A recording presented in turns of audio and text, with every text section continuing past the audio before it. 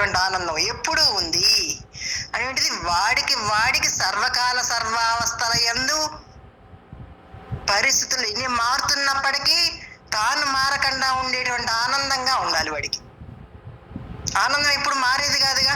ఆ శక్తి సర్వత్రా ఉంది, సర్వకాల సర్వావస్థల యందు ఉంది, అంతటా నిండి నిబిడీకృతమై ఉంది. ఇక్కడ రూపనామాలు అనేటువంటి వచ్చిపోతున్నాయి. ఇది నాటకం, కళ అని వాడికి బాగా వాడు ఆ దూదేగినట్లుగా లోపల వచ్చేటువంటి ప్రతి ఆలోచనని వాడు నిర్వీర్యం చేసేయాలి. బ్రహ్మను వెంటి జ్ఞానంగా స్థిరత్వం పొందాలి.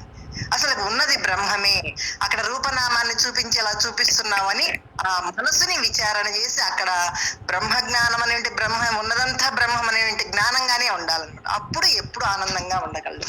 చదువు నాన్న. ఆనందం ఇవ్వాలంటే అహం లేకుండా ఉన్నప్పుడు ఆనందం.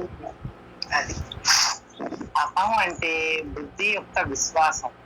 అనేక జన్మల సంస్కారం చేత మన బుద్ధి కర్మ సంపాదించబడి కర్మేంద్రియాలు 5, జ్ఞానేంద్రియాలు 5, మనస్సు, బుద్ధి, పంచప్రాణాలు 5, లింగ శరీరం. ఇది ప్రతి ఒక్కరూ కూడా కర్మ సంపాదించి డబ్బన్న నమ్మక రూపంలో, కర్మ రూపంలో, ప్రారంభ రూపంలో, వాసన రూపంలో దాన్ని మనం అనుభవించే పద్ధతిగా పెట్టుకున్నాం. ఇప్పుడు పురుష ప్రయత్నం చేత మనం ఏదైతే తెచ్చుకున్నామో ఇప్పుడు అది సుఖ దుఃఖాలుగా మనకందరికీ అనుభవం అయింది. మనందరం ఏమన్నామంటే సుఖ దుఃఖాలు అనుభవిస్తున్నప్పుడు వీళ్ళు మనల్ని అంటున్నారే అనుకోండి, వీళ్ళ వల్ల ఫలాలు వచ్చిందే అనుకోండి, మనం చేయని పనిని గురించి లేని మాట అన్నారనుకో మనకు చాలా బాధ కలుగుతుంది.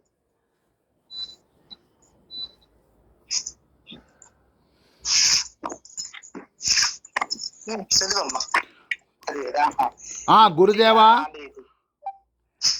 జయ గురుదేవ. చెప్పండి బాబాయ్. ఇప్పుడు ఆలోచన రహిత స్థితే బ్రహ్మానందం అంటారమ్మా.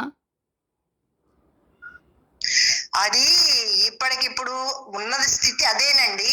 కానీ వీడు విషయంలో వాడి బుద్ధిలో ఉన్నటువంటి అనేక జన్మల యొక్క సంస్కారాల వల్ల ఈ విషయమే నిజం అనుకొని శరీరమే అనుకుంటున్నాడు. కాబట్టి వాడు అహం బ్రహ్మాస్మి మంత్రాన్ని కొంతకాలం చేయగా కానీ వాడికి తెలియబడుద్దండి. అది ఇప్పుడు ఆలోచనలు ఏమి రాలేదనుకోండి, అది బ్రహ్మానందమేగా. బ్రహ్మానందమే, కానీ ఎప్పుడు అలా ఉండాలి. ఎప్పుడు అలాగే ఉంటున్నానమ్మా నేను. మంచిదండి. అంటే ఏ విషయం వచ్చినా ఇప్పుడు మనకి సంసారంలో ఉన్నాం కదండి, ఎన్నో పరిస్థితులు మారుతుంటాయి. పరిస్థితులు మారుతున్నా అంతరంగం అనేటిది ఆ నిర్విషయ స్థితిలో ఉందా లేదనేది వాడికి తెలియబడుతుంది. అలా గనక ఉన్నట్లయితే అదే ఆనందం. అది అంటే ఎంతో వీడు సాధన చేస్తే గాని వచ్చేటువంటిది. అది ఎప్పుడూ ఉంది, ఇప్పుడు తెలుస్తుంది. కానీ అది నిలకడగా ఉండాలిగా, సర్వకాల సర్వావస్థలు ఎందు ఉండాలిగా, తల పడిపోయేంత వరకు ఉండాలిగా.